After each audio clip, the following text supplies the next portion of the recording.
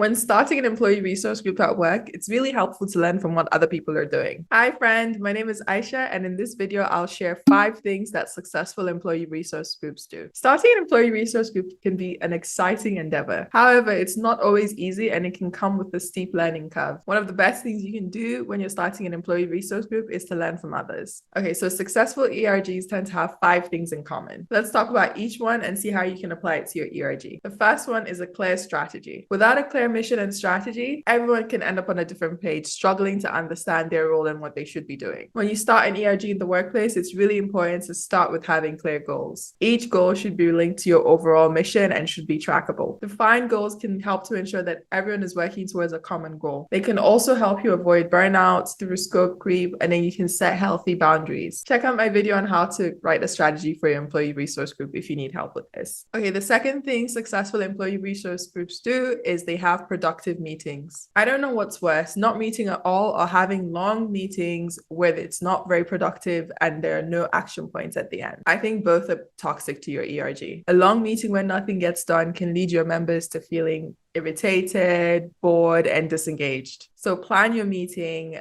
structure it, have a clear agenda, and stick to the duration to show that you respect people's time. The third thing successful ERGs do is they reward members for their efforts. The most successful ERGs are the ones in companies where they support them, give them the right training and the resources to be successful. Let's face it, some companies want to be seen to have an inclusive culture, but when you talk to their ERGs, you find that they're not rewarded for their efforts and they might even be struggling to get things like budget. So it's really important that ERGs are appreciated for their work. Okay, the fourth thing successful ERGs have is an engaged sponsor. Your sponsor is there to mentor the group and act as a bridge between you and senior leadership. Ideally, they have the seniority and the connections to make changes at the high levels. Of course, a good sponsor will help the ERG in other ways. They will offer wisdom and advice and be a sounding board. If you haven't already, then check out my video on how to sponsor an employee resource group. Okay, the fifth thing successful ERGs have is support and training. I think the most crucial period for any ERG is that first year. Those early days are when you need to put in the work and sometimes you might not see immediate results. However, ERGs that receive the right support in the beginning tend to be more successful. And support can look like different things. It can be defined time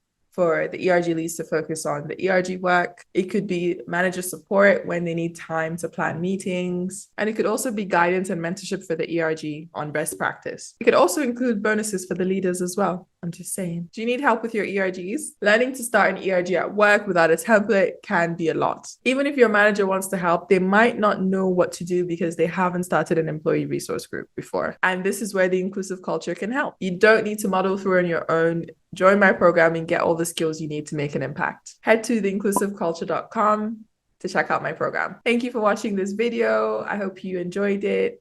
If you did, please like and comment and also subscribe to my channel. You can also share the video with someone who needs help with their employee resource groups.